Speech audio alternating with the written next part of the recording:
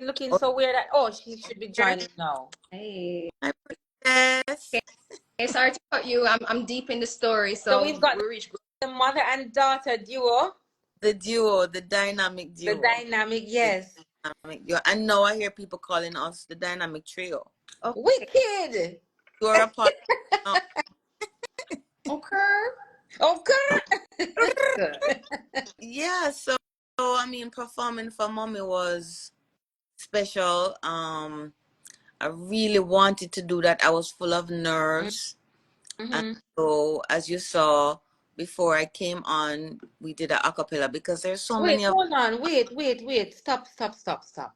Don't mean to cut the great Sharon Marley, but you said you had what? To perform in front of your mom. You mentioned a what a six-letter flag, word. A what six-letter flag, word. What?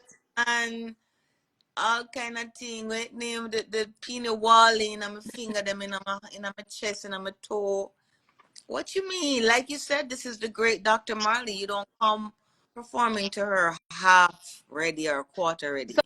Even though you have performed in front of her for many years as the melody maker, Yeah, as a child, I'm sure you'd have had many little impromptu concerts in the house, wherever you see dad and mom together and whatnot. of course. What made it, and what made you have nerves this time performing for your mother, even though it was the first time solo? What gave you the nervousness?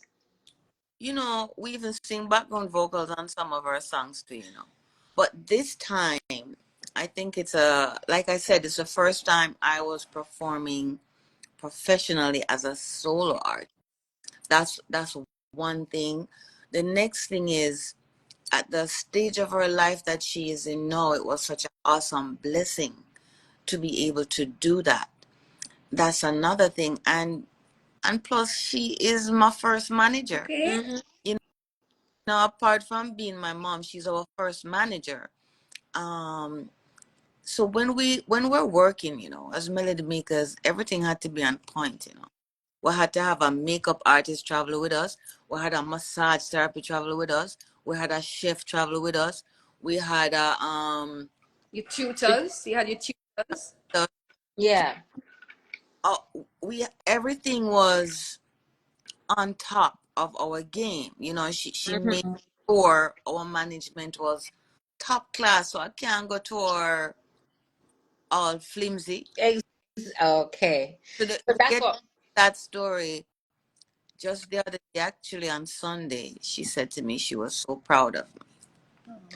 I was just about to ask you, and Donisha, I still ring you in, right? Because there's no way I can have these two powerhouses. Donisha, I used to admire you from way back when, because I'm saying, oh, Donisha keeps so slim. I mean, they are struggle with my belly fat. I'm like, I don't like this girl. Is it the diet? Is it the this? Is it? Yeah, I don't like it. I don't like it. No, look here. So, Don't bad mind me, Julie Mango. Do not bad mind me. bad mind is active bad. Okay. You know how long I'd like to put on some hips and a little bit of curvature on the buttocks, but it's okay. You just have to accept the genes. But the way I keep so slim is my sprints through the airport to catch flights. I'm usually I believe you. girl. That's where I get my exercise in running. Tougher saying is the weed. Ladies, I must warn you, my followers are very outspoken. They mean no harm. They mean no harm. It is all love and good joy. Yes, Cross Yeah, Tougher, we hear you. definitely good draw. Yes, the ganja is a part of it, but I've been vegetarian for a long time. So it's just running through airports and running from bad mind. It really keeps you fit these days, It's a Julie. running from bad Telling vibes. you. All right, so guys, just in case you're joining us, you're probably wondering what the heck is going on here. Why Julie Mango, Sharon Marley, and Donisha Prendergast are on a live. So this is really a Mother's Day special, and we want to honor mothers who are just simply taking their lives seriously as mothers. There's no perfect mother. There is no perfect mother-daughter relationship. And today we just want to delve into two persons who have been, in the Jamaican eye, in the Caribbean eye, global eye. Sharon for decades. I used to watch her on TV with her hand to mouth. Can't work. No, it can't. Can't work. Can't. And she did it with her And her nose was so pointed, right? And her little mouth push up. And I'm Oh, you fine at everything. No, And I said, why she behave study that way mommy. there? She Hmm? study you. I well do studied. study her. I study people. Yes, I study people from a early child age, and so not much has changed with how Sharon is now. Like when I see her in real life, it's like flashbacks. Like, oh my God, this is how she used to look exactly. So Yeah. guys, where are the blunts? I'm so sorry, Carabella. We should have carried some blunts, but Instagram and their stuff, they don't understand, So I'm gonna shut up real quick, right? And allow, because I have some questions I want to delve into. But this is a Mother's Day special, No. and we're gonna talk with Sharon, but she's gonna represent her mother also. And then of course we're gonna talk about some music and some stuff that's going on in the community. We're gonna talk about the awards she's received. Donisha is here to back her and tell us some of what she's doing and all of that. So get ready to just be inspired. Even Yeah, if you but, don't if hold on, Julie. This about you too, because I don't know that. Don't know if you know, but I'm also an interviewer, and I have Let, questions line up let's for you. look Okay, here, start with we're gonna praise Jah in the moonlight because I don't understand how you're out here. Okay, making fun of my cousin YG. Right, all that thing, and no, it was oh yeah, so I was on point. It say was so on point. I had to laugh. Neil, I had to laugh, bro. What? you know what? The truth is, what my followers know about me is that I will never tease someone that I don't admire. So you see, from them see me post that, they know automatically that is a big up. Yeah. Because everybody went to look at the video. Even Rohan Marley commented and he sounded slightly upset. So me run go get him number and call him and say, "Hi Rohan." This is Julie Mangum. Say, "Oh, it's you. Oh." So I said, don't worry, it's me the laughing that is not YG. And it's like, okay. No, it's all right. I like it. I love the video. I love it. I love it. Yeah, yeah. I love it. It's okay. I'm 5 steps ahead of them, I'm 5 steps. You know him talk fast Google. already. So Hilarious. I loved it. I thought it was hilarious. I think that we need to, especially within the Rastafari movement, we are very heavy on our consciousness and our righteousness and these kind of things. And people think that there isn't room for laughter and comedy. And I think he did a great job of lightening yeah, the conversation of YG. And yeah, man, yeah, props. from before the video, I was waiting on that video to drop because I was drooling to see the video because I love the song. So yeah. but he's naturally a laid back, really cool youth. Yeah. He's really shy, almost shy, I want to say. Yeah. Yeah, that's how he really is. It's no put on, no ears. It's just You being him. can definitely see that what you see is what you really, really, really get. You know what I mean? So guys, there we have it. So Sharon, now that you told us that why it is, hi Lisa, why it is that you were shy to perform in front of your mom, because it's your first time being professionally in front of her like that. Tell me some, and I want both of you to answer this. And if you have questions for me, go ahead. But I want you to tell me what kind of family values you have that would make you have so much respect for your mom. It's your mom, so you're accustomed to her, but then again, you admire her as the artist, the person. And what does that do for you as a mother to your own daughter, Donisha? Yes, it's a plenty barrel question. Have at Well, me first. Okay, it. go. I mean, my mother is a professional. You know, she's a professional at the start to finish.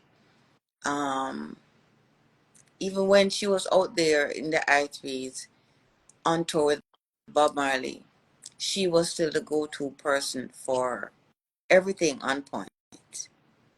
She was the band leader, you can almost say. And so that memory, that charge never changed, regardless that she's now at this stage of her life. You know, and when over the weekend she said to me, you I asked God why you got my voice. And when I hear your voice, I feel it in my heart. Your music, I feel it in my heart. I said to her, Mom, this is what I've been waiting on, to hear it from you.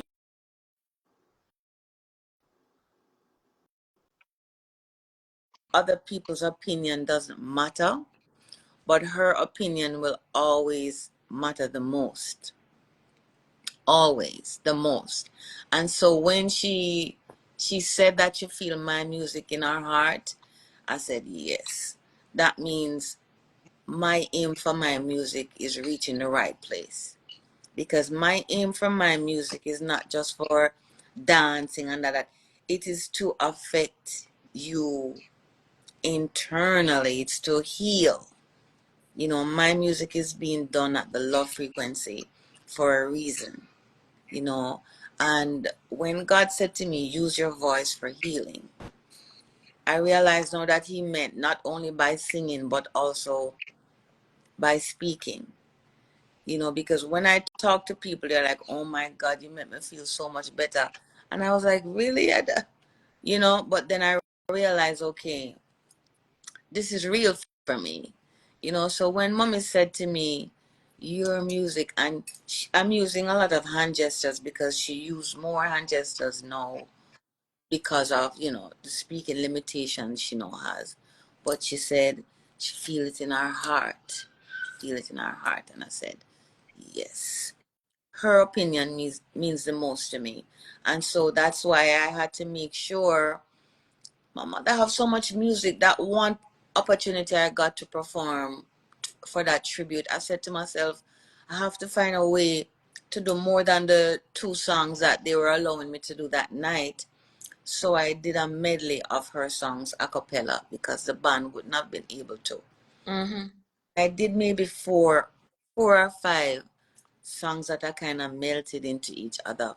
But trust me, I didn't want to do all of them, you know. But she was happy. She said a little tear rolled out her that night. I said it was good. She said, oh, you mean if it was good? You know, you're excellent. And then Oh, yeah. when she saw Freddie, she said a little tear roll out of her. Yeah. That mean you enjoyed. She didn't want to leave because after I performed, I was like, okay, mom, you ready now? She was like, no. That's She good. She was enjoying herself. enjoying herself. So thanks to Mr. Ephraim for that occasion, because she really goes out to that kind of a situation anymore. You know, so the fact that she wanted to stay and enjoy the evening Speaks was, volumes. Yeah.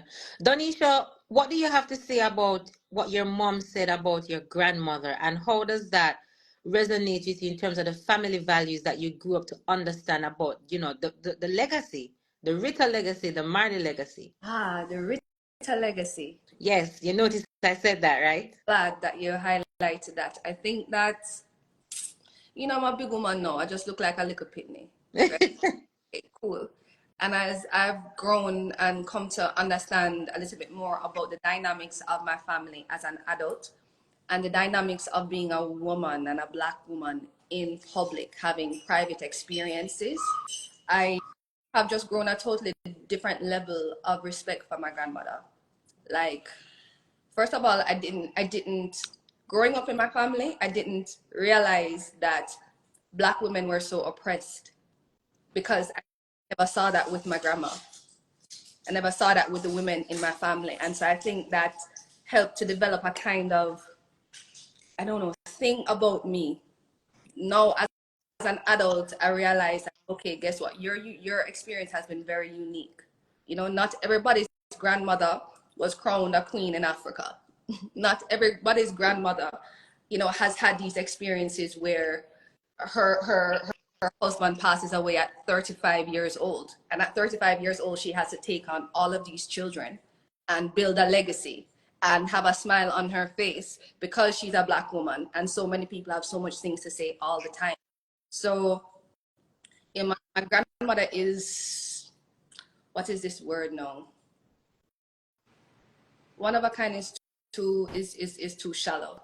I think my grandmother has created and defined space in a way that not many black women coming from the trenches of Trenchtown, coming from Jamaica, have been able to. And so I understand where mom says that, okay, she felt butterflies performing for grandma for the first time in a long time, because grandma is the penultimate performer. She's graceful, kind, but she's also very conscious of the discipline that it takes to become a phenomenal artist.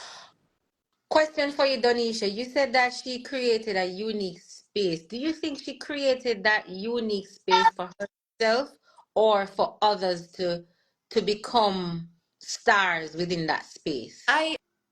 I think that she was creating the space, one, because it was put upon her, you know, and two, I think she started to create space for others, and then finally she's starting to create space for herself in this last part of Yes.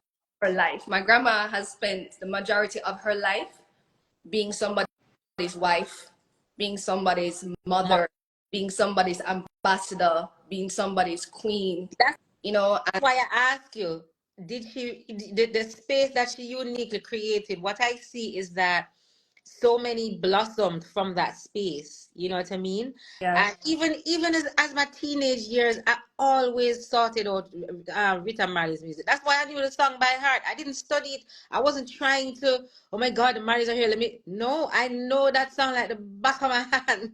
Because I just, how did you come into contact with my grandma outside of Marley? Like when the wonderful, oh, you mean literally? Well, so I didn't really come in contact with her outside of the Marley legacy, but it's just that I would hear her songs. I don't, it could be my sister's fault in terms of, because my sister play a lot of music and my dad used to have a lot of records. He used to have a sound system called Take It Easy, Pum Pum Cheesy. oh When I was like 8, when I was like 7, 8 years old. And my so he would God. play some, yes.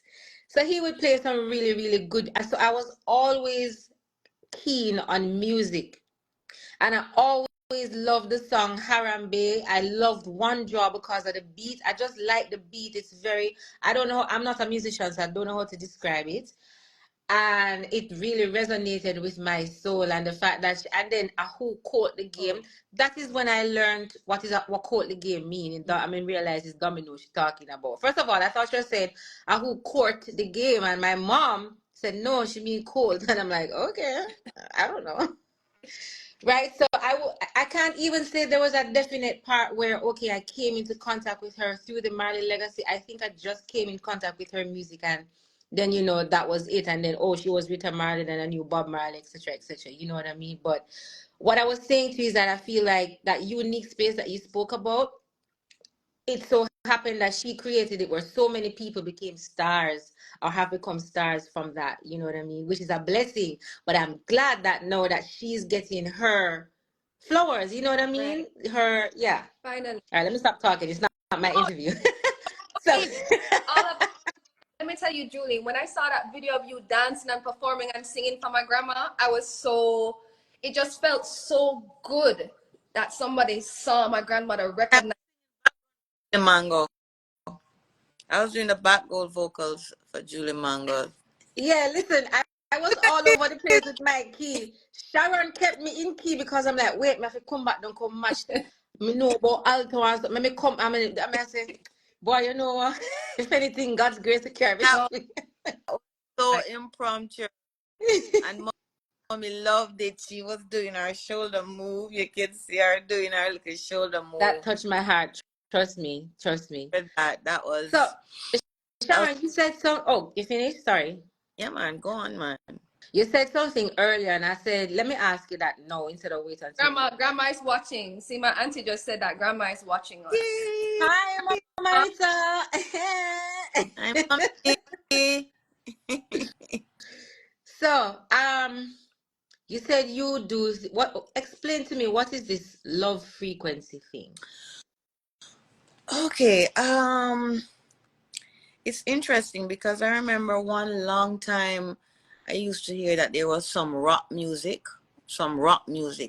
If you play it backwards, you would hear a different message in there, like some devil worshipping message in there if you were to play the song backwards. And it's the same thing for eons. We've been, because everything is frequency, everything is energy, Yes.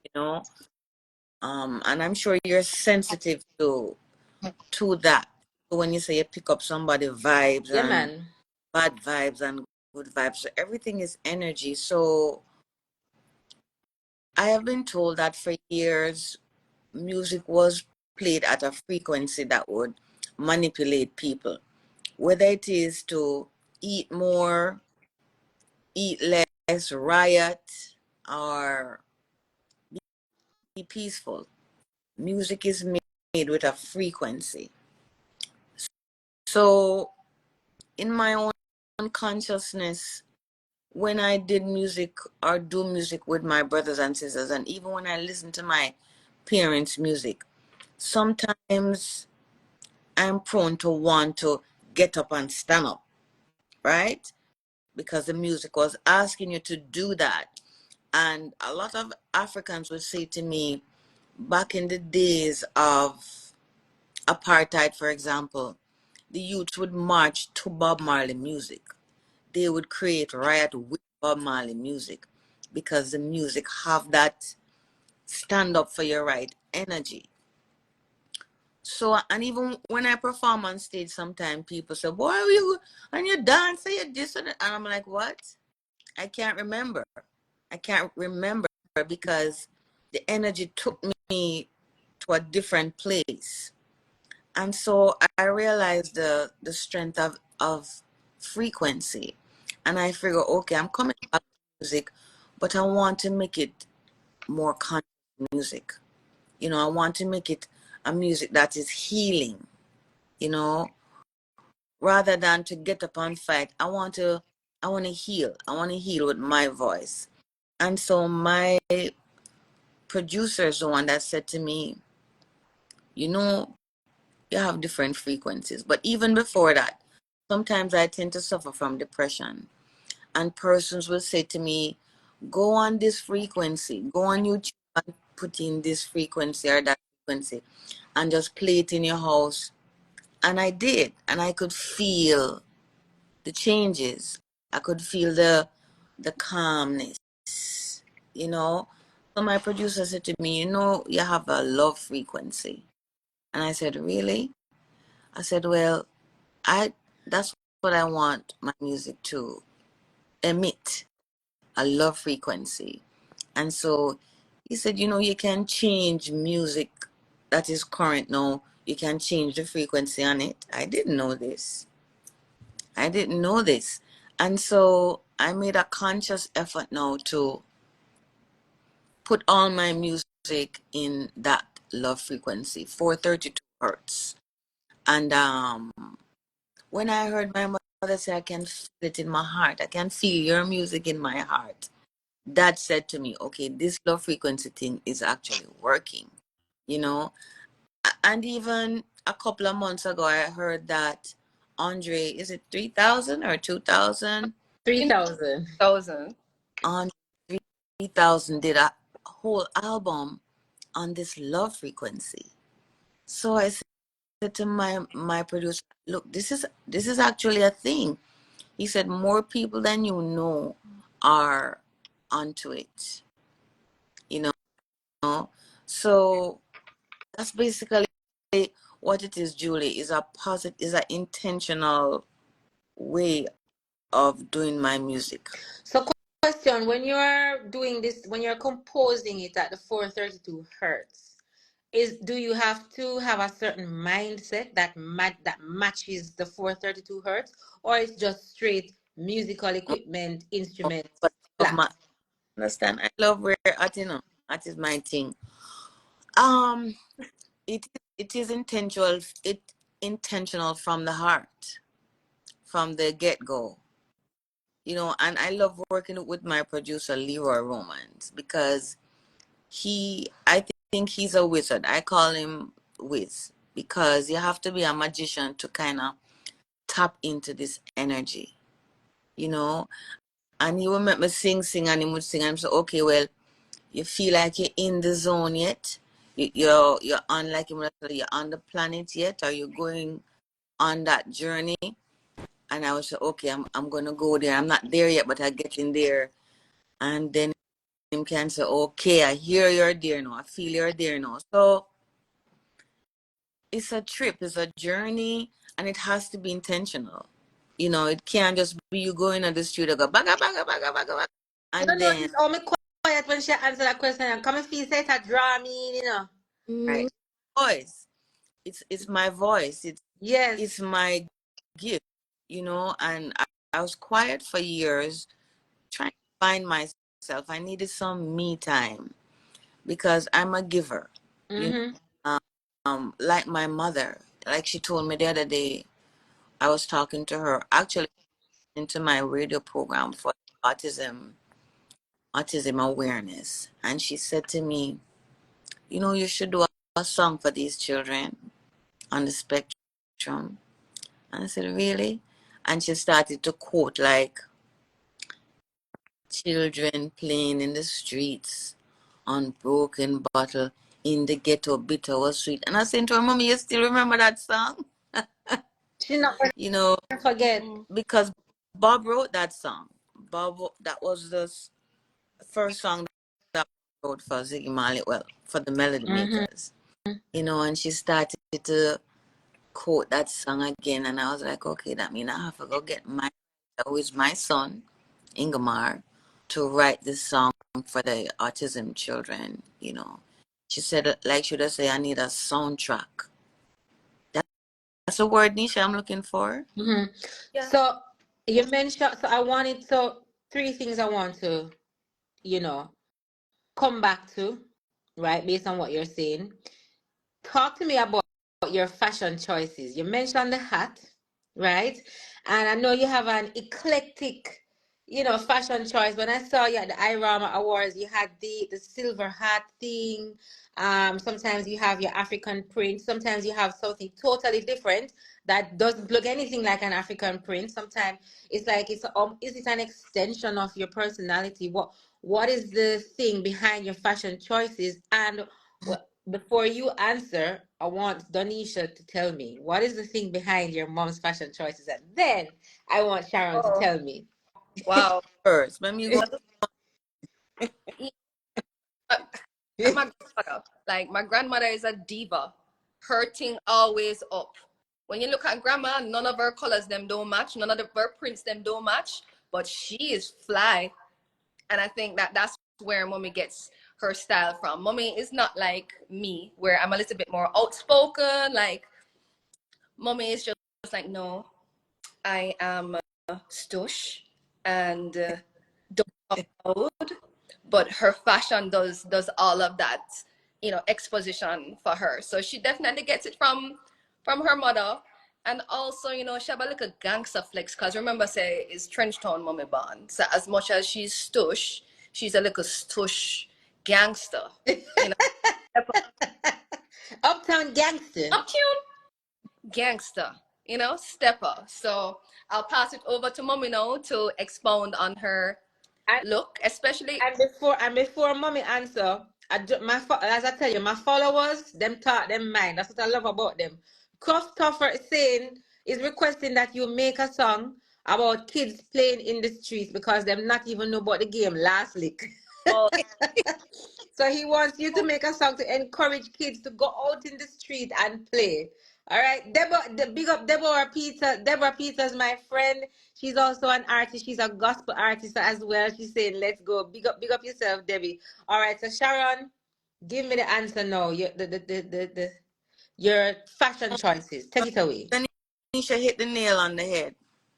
You being that my mother is my role model for everything, for every solitary thing, and the fact that my voice sounds like her voice is not, as I tell her when she was querying, when she was saying, I keep asking God why, she was listening to my voice on the radio and she thought it was her, number one. And that same autism awareness show that I did, that was the first time my mother and I listened to one of my radio programs together. So everything is so spiritual, everything is so on point, that I keep saying to myself, you don't have to worry about tomorrow because God already have tomorrow.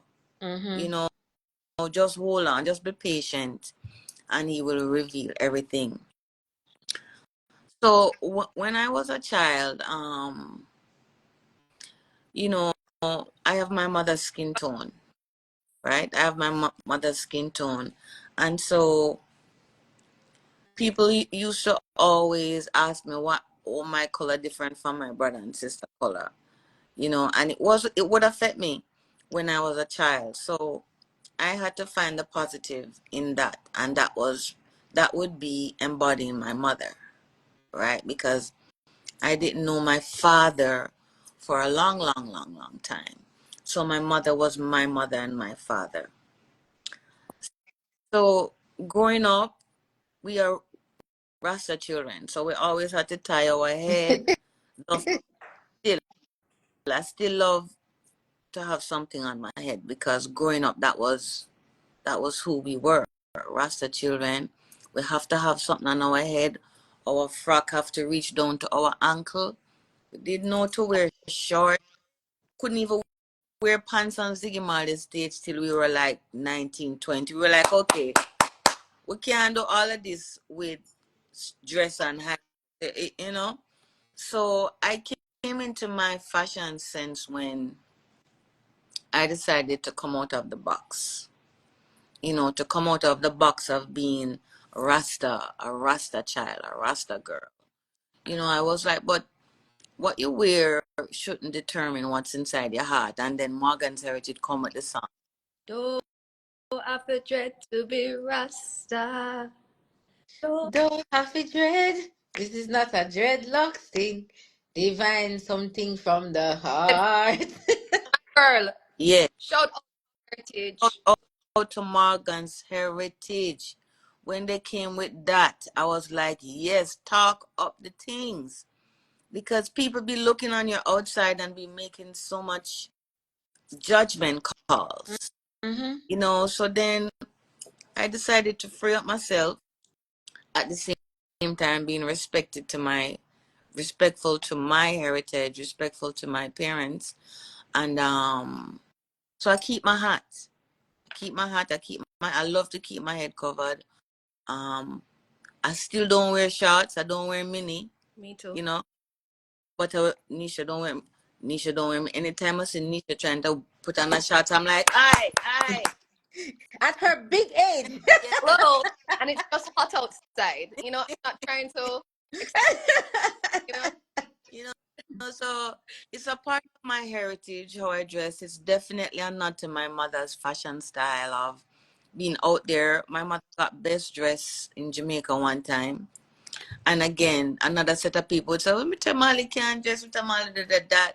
But trust me, her fashion sense is on point. Even Sunday I went over, did her hair, put a little bead in there, and then she get a little hot thing and catch on the side. I was like, Mommy, but that don't go with it. She was like, It oh, don't but matter. It go with it in her style. go with it in her You know, style. So I've always wondered, where did this thing come from where you have to match colors? What makes a color match? That's Europeans. I'm sorry, that's European.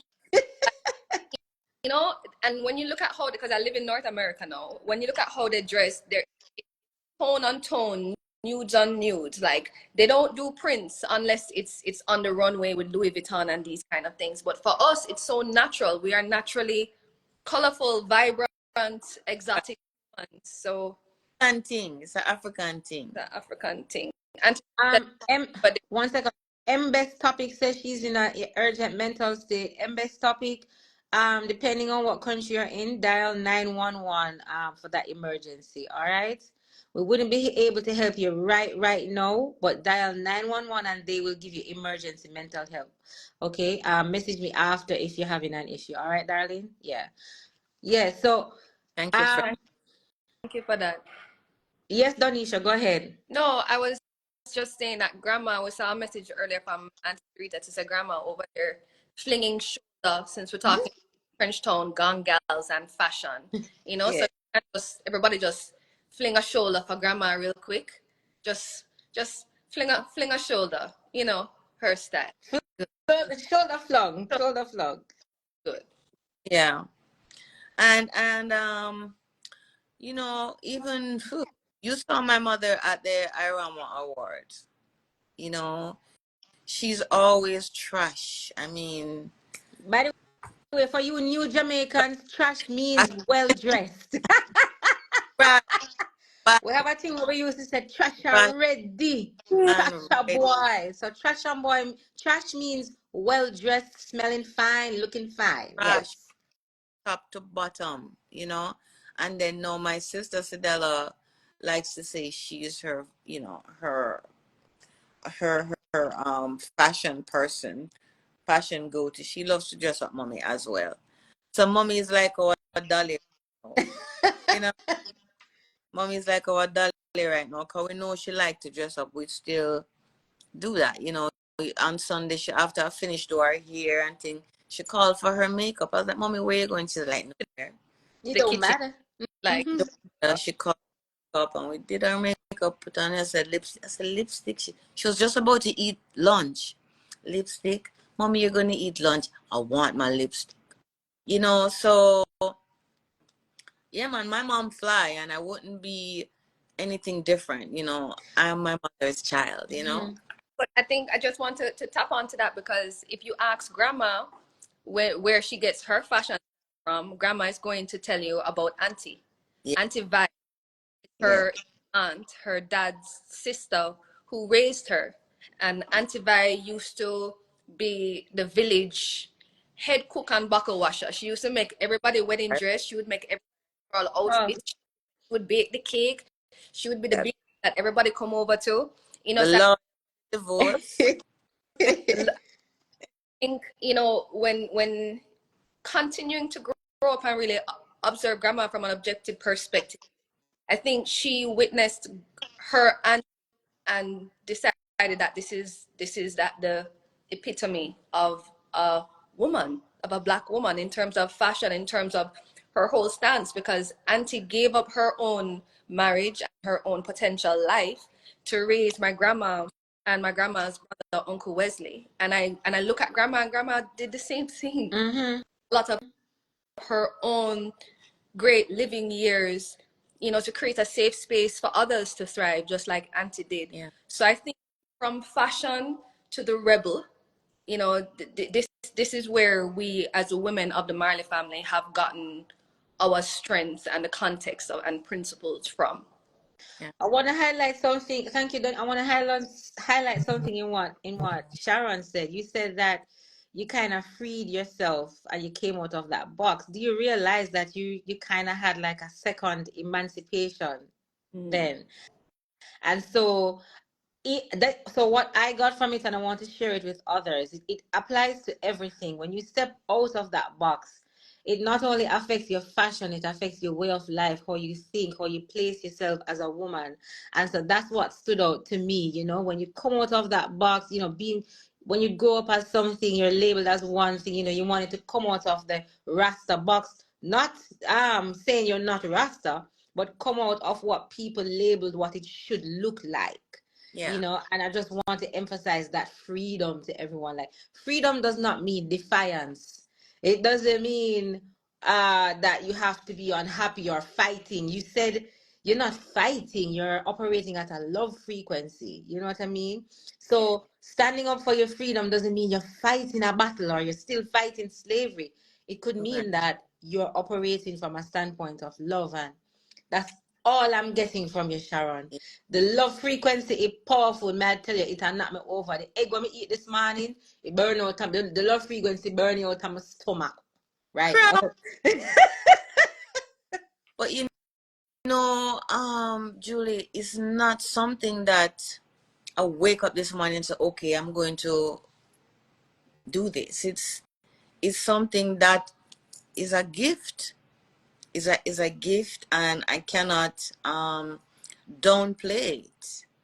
You know, I wouldn't mind just staying in my bed and watch Netflix all day. But God has something for me to do. I'm not sure what it is, but day by day, uh, it's revealed. I don't want to sound corny, but it's true. Day by day, the revelation comes. And I realize, okay, like I said, you can plan for the next 10 years and you don't have no idea what God's plan is. So I read these books, it's a come out of your way and let God work. Just get out your way.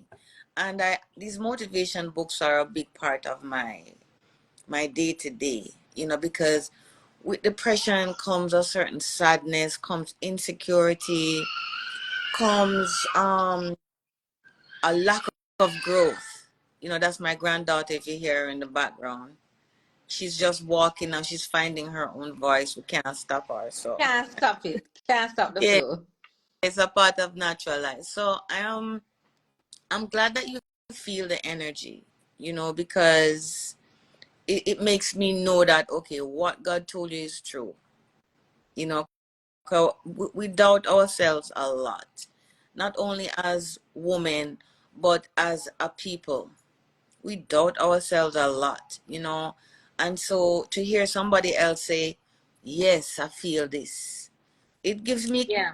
confidence, because I'm not here being Miss Holier Than Thou. I have a whole heap of issues, but to hear you say it, and to hear my mother say it, and some other people from the last couple of days have said, Sharon, I just want to talk to you. So I'm like, you know, Mm. it's that way. But my daughter, Danisha, she's the speaker. She is the one that uses her voice to speak, and she's so well at it. That speaking is not my thing, but if Jah give you the blessing, you can't ignore it. So, talking about gift, I'm going to ask you some questions about your musical gift, but there's a question from Sir Jeffrey Anderson Gunther. I don't know if so. Sir Jeffrey Anderson Gunther is not just a little plebe. Okay. He's one of Just the first Jamaican actors to be in Hollywood. If you watched, I think it was 007. I don't know your transcript. I'm not gonna embarrass myself, Jeffrey, but he's asking, right? So he's a stalwart, in the Hollywood section and representing Jamaica since the 60s, the 70s, thereabout. He's asking a very interesting question. If either of you, including Dr. Rita, would ever think to explore your Cuban musical heritage. Is that a thing? Was it that ever thought of, or yeah? Mom? me, me. Yeah. Either Okay, one, either one. I think Donisha wants to say something Well, too, but so you you first, yeah. know, Whichever goes first. all right. Okay, me. I'll take that. Um, it's naturally coming. I can tell you that. I was in the studio on the weekend. A friend of mine, Charmaine, I can say Charmaine Gonzalez, begged me a pepper tree, and so I tell her to come to the studio. I'd be there, and I brought a pepper tree for her. But this was the first day I was listening back to the collection of music I have so far from my upcoming album. She's the first one to hear all my songs. Charmaine, don't tell anybody, okay. okay, Shamin, ND. There was one song that we were just salsaing to. I'm like, why are we salsaing? The song was calling for salsa. Hmm. So it's amazing. I have to always laugh. Oh God, funny, that you asked this question now, because yeah, the salsa just come out. Right, Charmaine? And Charmaine can salsa too. She was out salsa, and I was like, what? So yeah, the Cuban music is coming out naturally. It's not intentionally being done, but yes, it's coming out in the music finally. There you have it. There you have it, Sir Jeffrey. So with the give, oh, Donisha, you wanted to Oh, answer that as well. I was just gonna say I don't know if, and Auntie Sarita, maybe you can ask Grandma if Grandma has ever gotten a chance to go to Cuba, because Grandma has lived a very full life, in her role of Rita Marley. Mm-hmm. So I don't know that she's often gotten a chance to go back to Alpha Rita Anderson, Yeah. before she became this entity. And I think this Khalid, is where the word her father called her, which is a Cuban Colitas. If somebody can tell us what Colitas means. All right. Any Cuban on the line, or who is quick at Google? Just Google it and pretend like you knew it. What is it? Colitas. Colitas. What does that Cuban term mean? So, as you're talking about your gift, you were saying that the love frequency, and the fact that you're a free thinker, evolving more, into to hugging who you really are. It's your gift, right? So about your musical gift, talk to me about the journey, singing backup for Ziggy Marley and the Melody Makers into now coming into your own as a solo artist, Sharon Marley. And of course, I want you to tell me about your song, Stepper, and then the events that you have coming up. That was a very long question, but start with the first part. I can remind you because there's so much things in my head. So yes. Because you said oh, colitas mean buttocks. Wow. It's gonna be an Hear that? experiment, like baby girl, but buttocks. Oh my gosh. Yeah, but colitas have a, remember said Bob said, he told his mother that him like this girl because she walk and roll, That's Rita, yes. Yeah, she walk and roll. Colitas. And now we know. We didn't know all these years. Mom, we're gonna with you, Mom. Wait until I come out there. Little tail. Walk and roll is just a nice term for walk and wine. It's hilarious. Colitas means buttocks, mommy. We're coming. And you must, I know, mommy, they're You can't laugh. unsee it, you can't unhear it. Sorry, not sorry. Oopsies. Life away right now, but slang is buttocks. Okay, we got it. So I want to keep on. Julie said something about singing background vocals for Ziggy Marley and the Melody Makers. And your journey into becoming Sharon Marley now, and yeah, take me I me through that. want Danisha to talk for a second about this. Oh, okay. Well, I grew up watching mommy and her brothers and sisters growing up. You know what song comes to my head? We are all Bro, brothers and sisters. Okay, let's stop. we are Girl, all, yeah. and I really, because I'm the eldest of my generation, so all of my uncles are just like a few years older than me. Like Uncle Damien is maybe like 6 or 7 years older than me. Uncle Steve is like 12 years older than me. So I literally at one point, I didn't realize that they were aunts and uncles. I thought they were brothers and sisters, literally. So I'd be calling Steve, Steve, and Sidella, Sidella, and Ziggy, Ziggy, until, I really realized, okay, that's not your generation. But I still, in my adulthood again, I still hold on to that experience of watching them grow up on stage as much as they were adults. They were all in their 20s becoming parents too, because we all grew up on stage.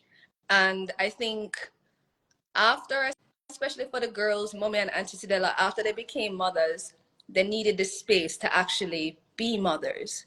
And I don't know for sure, but I think that's one of the reasons why they came off of the road, so that they could actually see themselves as more than just background singers.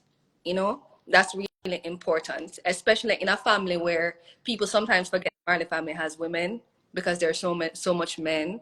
And I'm glad to be having this conversation so we can actually start to platform more of the female voice and visibility around this. Seeing my mom take up some more space, using her voice and her beauty and her brilliance and all the dynamic elements of who she is beyond just a voice as a background singer has been really empowering for me too. I stopped directing music many years ago, but coming back out now really encouraged me to invest some more time in doing that. And I have to say thank you for creating that for 4 generations of us to be on set at the same time while we were shooting Just One More Morning. Grandma was there, mommy was there, and my son on my hip, and so I think that mommy's evolution back into herself has also reignited something for the women in my family. as well, which mustn't be taken for granted. So I am here for it. I'm all for it. I'm managing mom a little bit, even though I need management myself. But that too is so amazing to move from being a child to be able to now platform these things. It's just so empowering. And yeah, shout out grandma for raising some strong women to continue to raise some strong women. For sure. I mean, Danisha is my mother's first grandchild. You know, Danisha was born, I just turned 20. Um, and of course, she was the apple of everybody's eyes. Her uncles, her aunts, she was the first baby for us after, you know, we became adults. So everybody's spoiler. That's Especially her grandmother. not spoiled. Let me just. We will take the mother's account of this story. Her grandmother, you know, when her grandmother starts to go off, where's Danisha? Why she's not here? And every time I say, Mommy, Danisha is talking too much. She needs to just back up. All right, let her talk. Let her talk. So I leave them alone. She and her grandmother are like two peas in a pod. You know, whenever they want to get up to things, they wink at each other, and that's how her and her grandmother are. So I wanted to give her the opportunity to answer that question because she's always on my case. You know, she brings out, I think Danisha brings out the best in me because I am an introvert, right? Hence the hat low on my face. Um, I think I'm a shy person, you know. Um, Even on stage, I liked being in the background, even though we weren't in the background. No. We were in the foreground, you know. We were never in the background, but I didn't mind singing as a part of a group because then I could, you know, hide my little self, you know. Have somebody to take off the attention off of me. I do my little thing in the background. And guys, when she says she her little self, she literally is little. Me and she is the same No, height, and I don't know some sir! Nobody not short like you, Julie Mango. people. Sharon is short. I love Julie when I met her. I mean, this is not the first thing you said to somebody when you meet, but I was like, oh, you're so little bit. Everybody says that. Me there that gone through the gate already. Dynamite, you know, typical Jamaican, little but talawa. Yeah. Right? Nice. So I was okay just singing in the group, you know, I didn't have a problem at all with that. That was a safe space for me. But then when Just One More Morning came out, and it was a tribute to my mom again. It wasn't something that I wake up one morning and say, okay, I'm gonna sing today. Okay, no, it was mommy's birthday in July. You know, mommy's the 35th of July, like the August or the June before. We were speaking, my sister and I, saying, okay, what are we gonna do for mom this year? You know, and I said, why don't we just do over some of mommy's songs? You know, so the grandchildren, the grand picnics there will always be music. If you don't listen to it, go on YouTube, check it out. It's named Grand Picnics, the Grand Picnics. There will always be music. A bunch of the grandchildren, I call them up. You do your part, you do your part, and we put it together, and a beautiful rendition of Mommy's original track. And I said, you know, let me see if I can sing Just One More Morning. No, this is one of Mommy's most difficult songs, I think. Mommy loves to sing in her falsetto. Beautiful falsetto. You know about that Julie Mango one in falsetto? Yes. Yeah, me know the falsetto, the I one, it up yasso. I Yeah. Soprano the right yasso, but falsetto it up. It Yes. more up top. I love her old time songs back in the 60s because she tend to sing a lot like that. I love those old time Rita Marley songs. I could sing them all day. So this one day I said, let me try singing Just One More Morning. Just trying to be. I didn't take myself serious. And I went in the studio and I think I did 2 takes. And Sadella was like, okay, done. I was like, what? No, I'm not done. She's like, yeah, don't sing anymore. It's finished. It's perfect.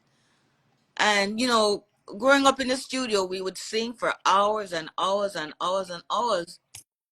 And so she said, nope, that's it, perfect. I was like, no. So I went home, I thought about it. I called, I said, look, I need to come and fix this.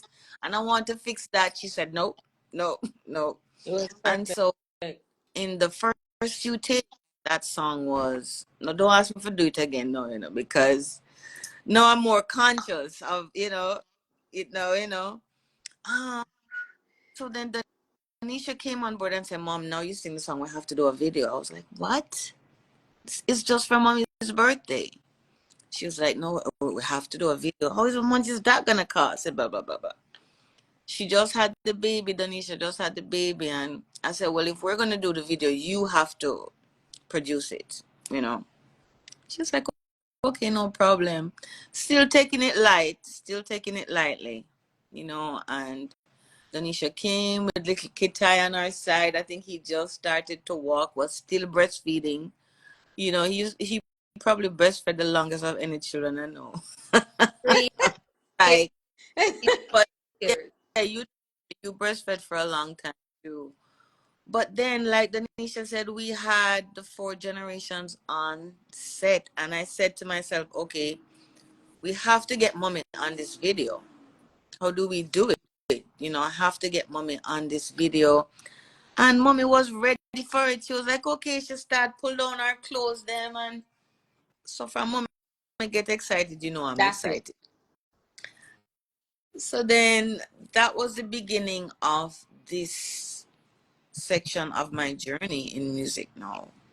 That was the beginning, again, blessed by my mother, blessed by her voice, blessed by her presence, to be in that video and watching her laughing. And she took out all of the pictures out of her house to put in the garden scene. We were like, Mom, you don't need pictures. But from Mommy says so, it's going to be, right? So after just one more morning, then, okay, I said, well, this might be a thing. I reached out to Sister Lorna in Jamaica. I said, send me some rhythm. I'm saying the producer there, Jamaica, can send me. Producer from Poland sent me a rhythm. And I said to my son, Injimar, we were sitting in here, my office, and I said, come in, because Injimar is a writer, he's been writing from him IDMNE. He's in his 30s now. So he has a big trunk full of music. I said, come write a song for this. So my children, my boys especially, typical boy pick me, headache, stress. I'm always wanting to get away from this house from you boys. So he came over and said, take me away from here. Oh my goodness. Just irritated me. Take me away from here. I said, no, not that song. No, the other one you wrote about the butterfly. So that's how Butterfly came about. And then to annoy me again, he said, sugar, sugar, sugar.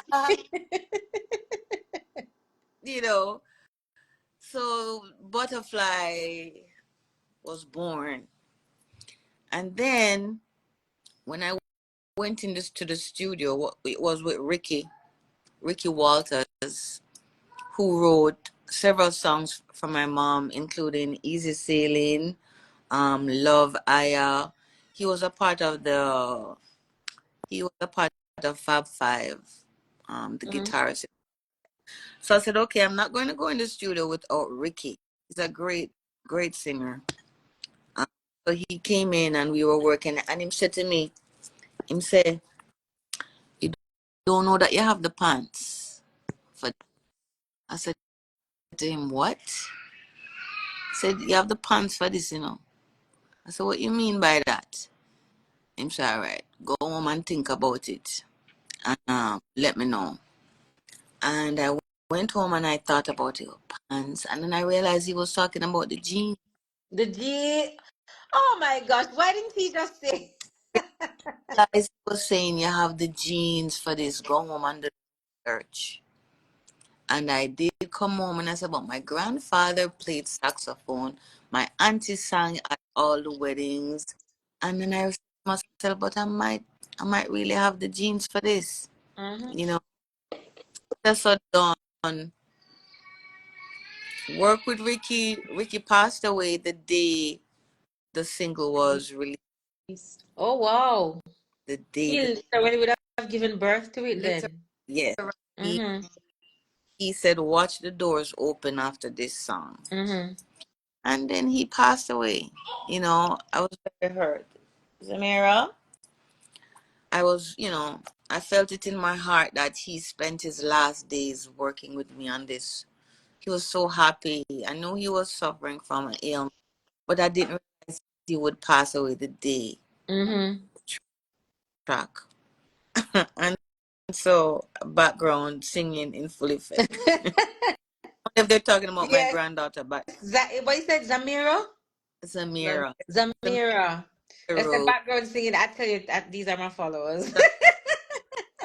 Rose. So then I realized, no, this song Butterflies I went into my depressive mode again. And I realized this song is deeper than just the words. This was actually me coming out of my cocoon. This was actually me being born again, and it started to resonate with me that, okay, till I said to Danisha, okay, Danisha, I have one foot out the cocoon, but I don't feel like I'm ready. I'm going to put the foot back inside. She was like, nope, you're not going back.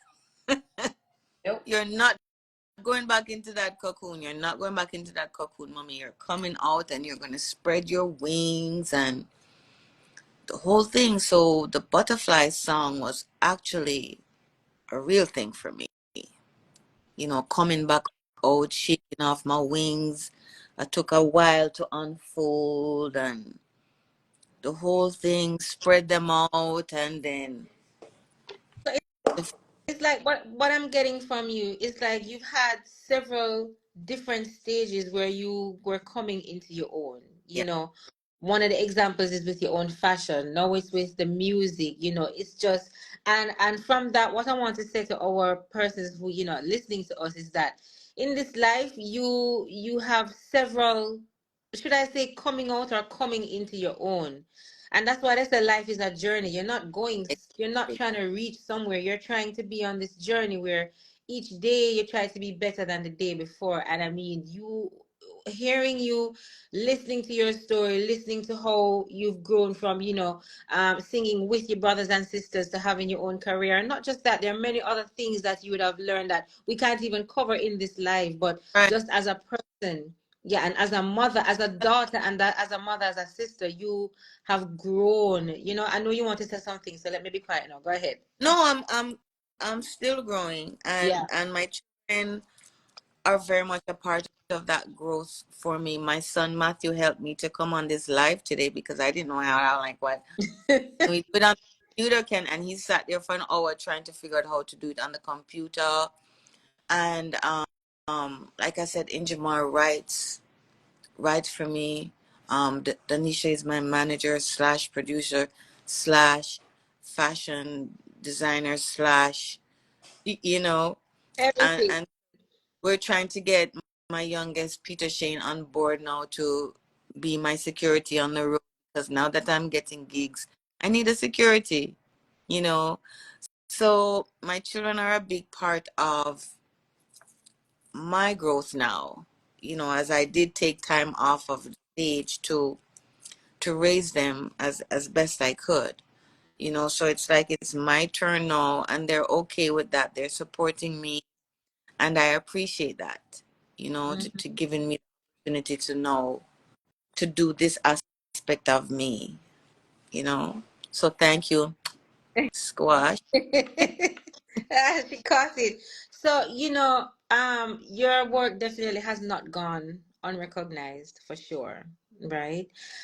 You received the Reggae Icon Award, and then you have an upcoming award. So you have the 2023 Reggae Icon Award from the Jamaica Reggae Industry Association. That's the JARIA.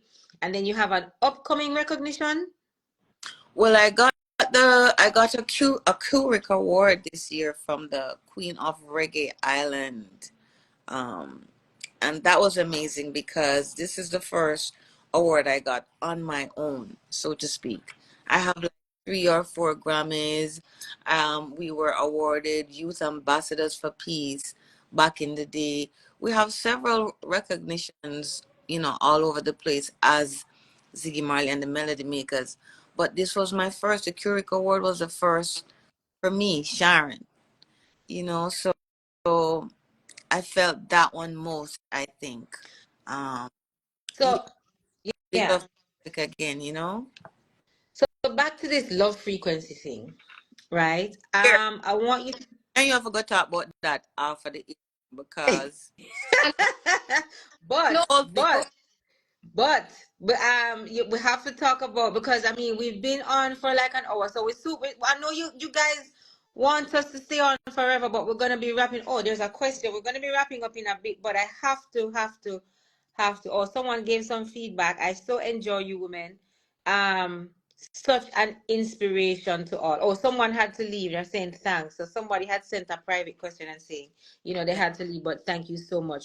But before we wrap up, Sharon and Donisha, talk to me about your song Stepper and your upcoming album and your events. You had the AGO performance Day of Stepper release in February 2024 in Toronto, your HOV event in Conversation with Master T, February 2024 Toronto. So talk to me. The love frequency is a big thing. yeah. It is a big thing, and tell me about the song Stepper and your upcoming album.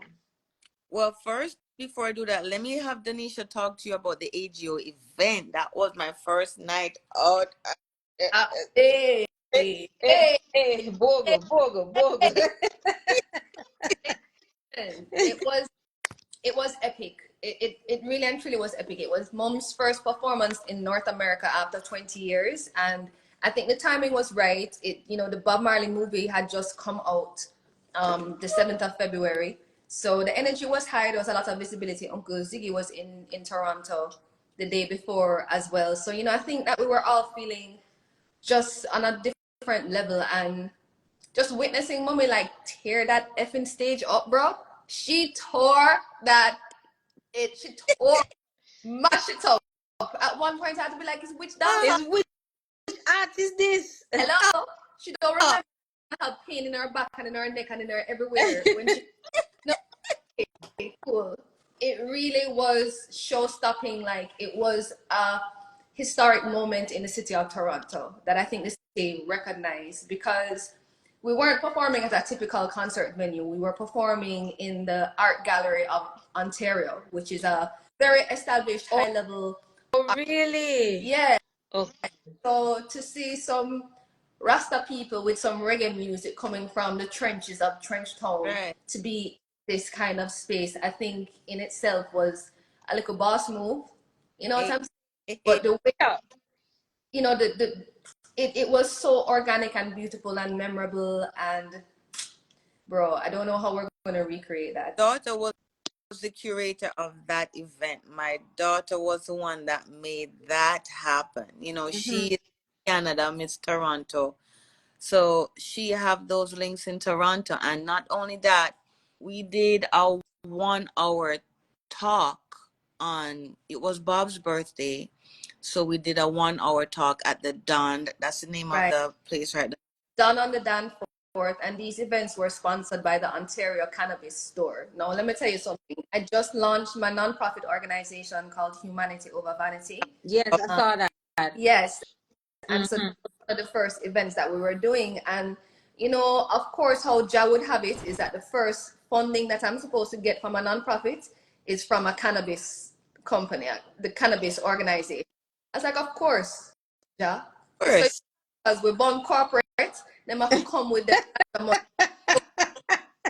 All ganja money can really build me. It's HOV to the world. Yeah, it will be to the world. So that was really great to be able to also reframe One Love too, because One Love isn't just a cool song that my grandfather sang. One Love is an action. Like Mm-hmm. one, it's a verb, it's not a noun, it's not descriptive. You know, it demands action. So I think that we were able to enable a lot of those things. And mommy, you know, mommy went to school here in Canada for a little while. She was actually here when she found out that my grandfather had transitioned. Mm-hmm. So I know Canada held a very sore space for her for very many years. And I think that this moment was, was healing too. Yeah. Yeah, me did hate Canada. Me never like Canada after that. Me never like Canada after Bob. You know, that's where I was when Bob passed away. And Stella called me and gave me that devastating news. I couldn't go back to Canada. Did not want. Because And when Melanie it court, kind of, you kind of associate that type of trauma with the location. yes, It's of kind course. of hard to separate the And two. Yeah. healing took place when the movie was released there on Valentine's Day. The healing took place for me and Canada in February 2023. You know, that's when I performed. Really? That's when I had the 1 hour talk at the Dawn about Bob, about my family, about love. And we celebrated there. Danisha made sure we celebrated there like we would at home. We had the Orthodox Church come. They did a blessing. There was frankincense and myrrh there. You know, in Jamaica, every year we celebrate Bob at the museum like this. Yeah. We released doves. We cut a cake at the Dawn, DON, with what's his name again, Nisha? The Master T. He's a here in Toronto. But I think what's important about that, Julie, is my family doesn't talk often. Like I don't know where you're gonna go, and chatting for so long, yeah, like for a long time. Uncle Rohan will talk though. Uncle Rohan Yeah. will have, Oh, yes. That. but other members of the family are a little bit more reserved. And I Yes. think because I'm not a singer, I'm you know, the universe said use my voice too, but you don't want to hear me sing. I'm not gonna. lie, she lie. One day I'll surprise you guys with a soundtrack in my film of one of my songs, Just We Cool Mommy. But what tell I think us is of that one. these moments are so important to demystify my family a little bit and to humanize us, because I think people don't allow us the grace of being human, of actually experiencing the world, of making mistakes, of having questions to ask, of having normal experiences. And I think for my mom and her brothers and sisters, you know, my grandma, they grew up in a bubble. My grandma had to, like, they tried to kill my grandparents. My grandma Yeah, still have a bullet in her head. You know, yeah. that it wasn't all one love and then Mhm. no. So I think in these moments is when my generation is older and we are also encouraging our parents to heal and to re-engage the world in a way that they, before this time, I think they have also been kind of skeptical of engaging a world that took our grandfather away from us, you know? So these conversations are important, which is why I think mommy is saying with that One Love in Action conversation in February with Master T was It so was good. important. She's ever really heard herself speak these things out loud in this way, in this kind of a safe space, you know? So I'm hoping that the rest of my family members will start to be a little bit more vocal about our experience beyond the stage, because I think it's so important. Mm-hmm. Yeah. Yeah. Stepper, Okay, step on now. because that was the night that was when we also released the Stepper video that night. At the AGO, we It this first video at video. the Yeah. And my daughter is a producer of that video. I don't know, Julie Mango, if you watch it. The Stepper video, that's Danisha's handiwork as well. And yeah, Stepper again, Injamar wrote that song. Um, the rhythm I got from Nico Rebel, who is a young producer who's already gotten a Grammy, but Mm-hmm. he's this rhythm called the Sexy Rhythm woman like me, What? sexy. Hey, People are asking for the love story behind Stepper. I mean, you said you talked to me about it off the air, but I don't know. I don't know. I'm not so sure. look here, you know. Okay. I'm a girl, you know.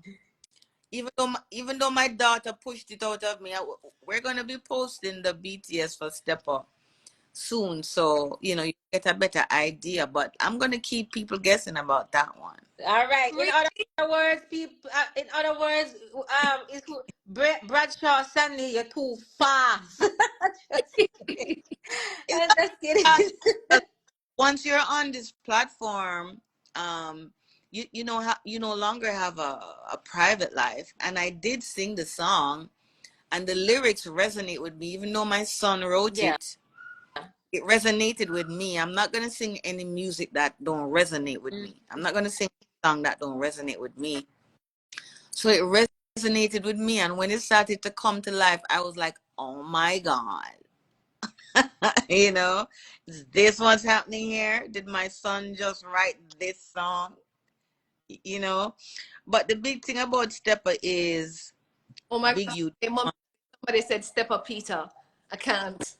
Who is calling Stepper people? Peter. Stop calling. Same brother, Sandy. Who are you, sir? Who Oh, is this People. for? Him know your business. Him oh, have your oh, card. Him have your key, Sharon. Stop calling people name up in here. But the thing about Stepper now is that it's old school. It's old school to me because of how I wanted the rhythm to be changed up. You know, when the rhythm came to me, I said to my producer, "Look, what if I slow this down a little bit? What if I slow it down, take it into the, you know, Lovers Rock era. Mm-hmm. yeah, yeah.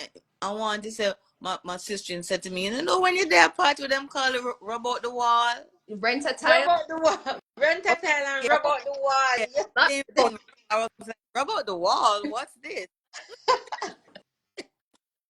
But yeah, that was the vibe I felt, you know, for Stepper. And then my brother Steve, you know, I said, Steve, I sent it to him because Steve is an ace producer, you know. Steve is an ace producer, and I do want us to do something together one of these days. But I sent it to him and I said, this track needs something. He said, yeah, man, go call Big Youth, you know, because I felt that that I don't want to call it dance hall thing. Them call it old school. They call it what's the word I'm looking for, Nisha? What? School chat, the old school. Maybe Julie Mango know it. It's not rap. It's not. It's not Oh, you're talking DJ about talking about toast. Yeah. toasting. Posting. Toasting. I I'm want you to learning things toast. today. Mm-hmm. You're too young. I mean, well, I'm not telling anybody my age, but yeah, it had an old school vibe on it. Mm-hmm. The link up Big Youth, and Big Youth was down. You know, he did his part virtually, virtual studio, and at the end of the day, it was. I mean, he said a lot of things, you know, but we had to pick out the pieces that were relevant and we could say it in a short space of time. So Big Youth land on that track and it's smooth like it was made for him. You know what I'm saying? So, and it wouldn't finish yet because we're working now on a master dub mix of Stepper, you know? So listen out for that. That's coming soon. Someone is asking if there will be a film or documentary in the works about the incredible I3s, which would be separate from the Melody Maker. People, so this is it's only me, one of my followers. So she's asking. I don't. She had asked that question A from while. before, so I don't know if you know anything about that. Well, I don't know about that. I suppose so because you know it's one big happy family. You know, Mm, it's a historic. The Whalers is an historic situation that everyone is gonna have to have some kind of a documentary done on them. mm-hmm. So I know mommy is coming out. Mommy's book is coming out into a movie eventually, and Mommy. so Eh? sorry, I supposed to. Okay, we're done talk for the day No, now. she was saying. no, she said mommy had Mommy, two never pineapples. She say said your mom had two pineapples this and it's coming Like out Julie Julie about that pineapple. you eat them. That's what you said, right? yes.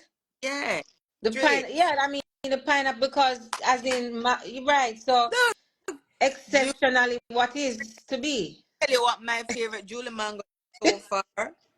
The one where you sell squash. You know, a lot of people didn't get the hidden meaning behind it. Like, Look, I laugh so till I still laughing about the squash. oh What? I boy. love that. I love it. I love your cartel thing. Look, you are Thank you you so are much. a thing entity. You know, you are a gift to all women to Jamaica. And do you have children? No, you know, Look how much because up on our social media, mommy. Yeah. everybody feels that me is a mother. Me, poor me and kids. You must be mad. It's too young to have children. Look how you're small. Exactly, me and them would be the same height. But you are our gift. You know, you make my day every morning. I want to come and say, what is Julie talking about today? You know? So thank you for having us, you know. Thank you so much for being here. So before we go, I just want you to talk quickly, two seconds about the whole autism podcast that you had, right? Just 2 seconds, and then after that, I want you to tell the audience what to look out for coming from you, where they can find the song step, or where they can find your album, the name of your album, everything. I want persons to cotton on. You know, when country people say cotton on, meaning take Oh, on to. Cotton on to Sharon Marley man. and her music coming out right now. So yes, the That's a new podcast, one. yes. Okay, come on. Nice. I'm writing that down. But My mother used to always say, "Stop cutting on to me, no." I've never heard that Which one. part of country your mother come from? Okay. Manchester, Royal Flat. Okay. Still. Cotton on, got Well, it. look, let me tell you really quickly. Autism has been a part of my life for a while now, and like a lot of things to do with mental health and anything to do with the brain up here, so I don't like to talk about it. It's a stigma, and I feel like I want to talk about it. You know, I want to talk about my depression, your depression, the next one's depression. I want to talk about autism. I want to talk about things that nobody wants to talk about because they're embarrassed or feel, you know, it's a stigma surrounding those things. So I'm slowly coming out of my shell and doing all these things. You know, it's not something that I'm doing aggressively and blindly. It's from my heart, you know, and so I wouldn't want to do it unless I'm ready. Nobody can let me talk about anything before I'm ready, you know. So this is where I am. I went to a autism book launch over the weekend. I met a lovely woman. Her name is Dr. Tamara Moody. She is the principal at the South Florida Autism Charter Schools, and she's Jamaican. And I first came across her via a flyer for her walk during autism. But the thing about this walk, it was titled One Love Walk. I was like, One Love Walk? Who is this woman talking about One Love One Walk? love walk. Getting my attitude ready. Until I called her and she was like, oh my God, Sharon, I'm Jamaican. And da, da, da. She always used One Love as a part of her theme for her school. And she invited us to participate. Of course, we were going. Me and my bag of picnic them. We missed you, Danisha and I Kitai. was there. You would have a whale of a sail. It was great to be among persons of the same mind space, you know, be involved with persons who are experiencing the same thing that my family is experiencing with autism spectrum disorder. And I'm learning a lot. And I want to share what I'm learning. This is why I'm partnering with Autism Speaks to bring caregiver training for autism to Jamaica. You know, they want me to come to Africa and to Asia and to Australia. I'm like, to Jamaica. Mm-hmm. So The homeland first, yeah. I'm like, dance in your yard. For your dance, Hmm. abroad. 100%. And so I said to them, that's great. I will do that with you, but I want to talk about taking to Jamaica. So I've reached out to Maya Chong, who is head of the Autism Foundation in Jamaica, and we're kind of working through how it's going to look, how that's going to look. The next thing I am doing on my to-do list is to open a Rita Marley Girls Center, specifically for the young in Trenchtown, because I have to leave my mother footprint in Trenchtown, you know, and so that's the dream I have. My family's on board, and we're going to make that happen as well. The next thing I'm doing is what, Nisha? Well, I mean, a million things, but I do want to mention that her album is out before the end of the year. It still isn't titled. We're still trying to decide what that is. But I also need to throw out there that Beatles are going on tour. The Marley Brothers are going on tour for the first years. We are pushing for the girls to be at that. I have Yes. my own NDA, No, but like, line up them sweet, you see, and if we squeeze them, I will make juice, and we'll add some orange and carrot. So apple oh, pie and these wonderful things. listen, no, just make fruit be free. Make fruit, Make fruit be free. okay? But I am you know, performing in Chicago. I am performing in Chicago on July 4th. Where can persons go to know what's up next? So, okay, so your album's coming out. You got it's obvious to me you have a lot of things in the pipeline, and you're streamlining everything, and Yes. you are not just operating helter skelter, No. but you have a purpose. You have many different prongs coming into, one stream, one vision, really. And so where can persons watch and look to see what you're up to? And that's for both of you, because Donish, I know you have your own thing going. I know you are a community builder. Your humanity over vanity. Both of you have mother daughter, have a lot of things going. So where can people go to see what you guys will be up to next? I put mommy's website here. It's easy. It's www.sharonmarley.com. At I am Sharon Marley on Instagram. Go check her out. Go to what the next place name where you listen music now? YouTube. YouTube and I the sorry. platform. She has songs on all the streaming platforms. So run that shit up, y'all. Yeah. Share it. Look, my daughter won't have no manners, you hear her? We've done really well up until this point. So, share the love frequency with others, with adults, with children, with strangers. It's useful, it's healing. Check out mommy stuff. If you guys want to check out more about me, hovnow.com. Check out some more about my nonprofit. I'm not so much doing stuff right now, trying to build up my nonprofit, but Donisha, what is Donisha doing? I'm writing movies. I'm still acting, but more in the producing and writing world right now, because can't wait on people to put me in a movie. Like, I'm a very specific character, so I might just have to write myself into my own film. So That's right.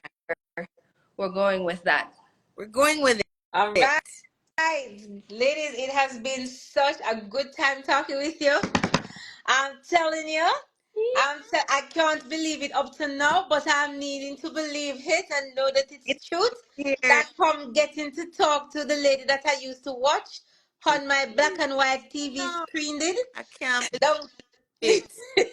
And I'm getting to actually meet the lady that says squash.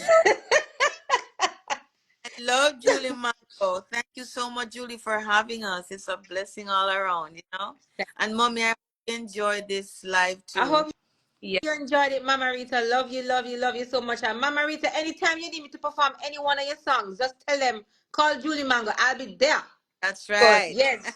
Good. Debbie says, Donisha, Debbie is also, her husband is a film producer. In fact, we just worked on my sitcom in Atlanta a couple of days ago. So she's saying she will put you in a movie. She'll write you in. I hope you can pay me, because we Yeah. never talk. It's no free work. So, ladies, it has been amazing. I hope everyone, got the message. This has been a Mother's Day special. We are talking, basically to three generations of ladies, even though Rita is not here, but we have more than able representative of her here. And of course, we have Sharon and her beautiful daughter, Donisha. So thank you guys for tuning in. Thank you. And I am sure there will be lots more stuff like this. As you know, go follow I am Sharon Marley to see what she's up to, and go and follow I am Donisha to see what they're up to. Love you guys. Thank you, my followers, for tuning in. Love you guys as always.